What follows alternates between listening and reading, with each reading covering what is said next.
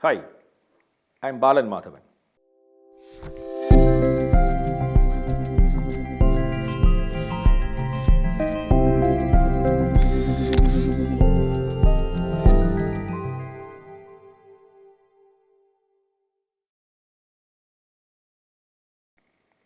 There is one branch of photography which is really challenging, but at the same time quite gratifying.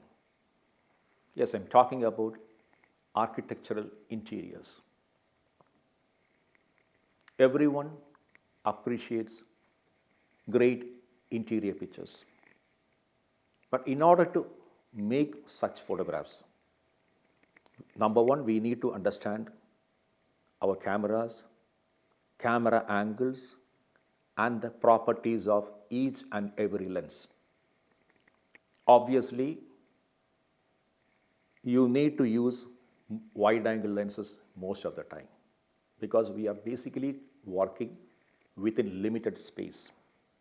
You cannot move back after a certain point because you are blocked by the wall.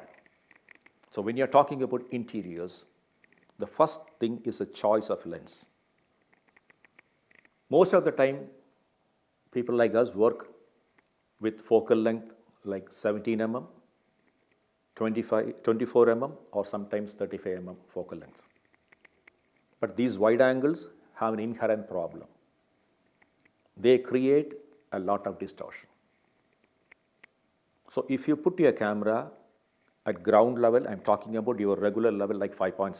This is not aperture I'm talking about. This is the height from ground. And if you're trying to shoot a building interiors but with a high roof, there is a possibility that you will end up with a lot of distortion. So how do you control the distortion? The best option is to find the midway. If you are shooting a building interior which is 15 feet tall, the roof to the bottom is 15 feet, your camera position should be at least between 7 feet and 7.5 feet, so that the camera lens is pointing straight, thus reducing the distortion. The second is the angle. When you are shooting interiors, there are multiple possibilities. But what are the elements that you or the client want to show? So locate these elements, and based on these elements, you position the camera. But the most important thing is controlling the light. The moment we are talking about interiors, we are faced with multiple lights. Just imagine a hotel room or your living space inside your room, inside your home. There are windows through which outdoor light is coming. Sometimes there are openings in the roof. Through the roof openings, light is coming inside. Then naturally there are interior lights. You may have CFL bulbs, you may have LED lights, or sometimes you are having the old tube lights or the regular bulbs. So each of these light has got a different intensity. The primary job of the photographer doing interiors is managing these lights and bringing these different intensities to a level of tolerance. When I say the tolerance level, kindly understand that even though the human eye has got a phenomenal latitude of exposure, and unfortunately the cameras, even the most modern cameras, do not have such a latitude because our brain is always controlling our eyes. So every time you look at a bright subject, your retina will close. Every time you look at something dark, your iris will open. All this happening all the time. But when you are making a photograph, you have already set one particular iris or the aperture.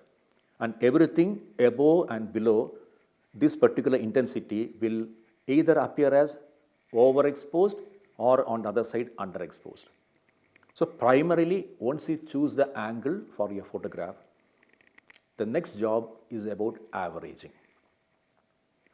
Just imagine a situation where you have a building lit up interiorly with regular lights, but there is a huge French window which is open to the lawn.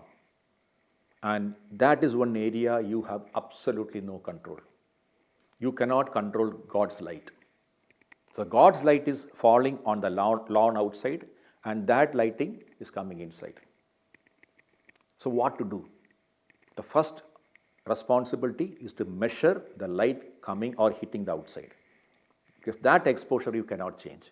So you measure the exposure for the exterior from the interior. Once you have done that, then after that, identify the dark areas in the picture and the bright areas in the picture. And just give fill lighting to the darker areas, so that every area in this photograph is averaged. Please note that even though the human eye has got a 23 stop latitude, if your photograph need to succeed, the exposure difference between the brighter area and the darker area has to be within 4 stops. When I say 4 stops, 4 aperture stops. If it is within this 4 aperture stops, then your picture works. Otherwise, the brighter area will get overexposed and the darker area becomes too dark without detail. So, interior photography has got 2 components. The first one is the choice of lens and the angle. That is your own creativity. I cannot do anything there. How you choose the frame is your own responsibility. But the second one is about managing the light. Outdoor light, manage the outdoor light by reading the measuring it. You have to set your camera exposure for that. You cannot do anything. But give additional lighting to the darker areas so that it is averaged. I am showing some interesting examples of these pictures for you to understand it much better. Okay, it is not an easy topic, but it's a rewarding profession. Because within the professional photography community, interior photographers are paid well because they know their subject well and they can deliver. Unless you understand architectural interiors and manage light, you cannot shoot hotels, you cannot shoot buildings, you cannot shoot hospitals and the like. I have done lots of assignments for interiors, inside, outside, society, magazines like that in the last 30 years. And I have learned a lot, and I am sharing this knowledge with you to make you better photographers in this particular branch called architectural interiors. Thank you.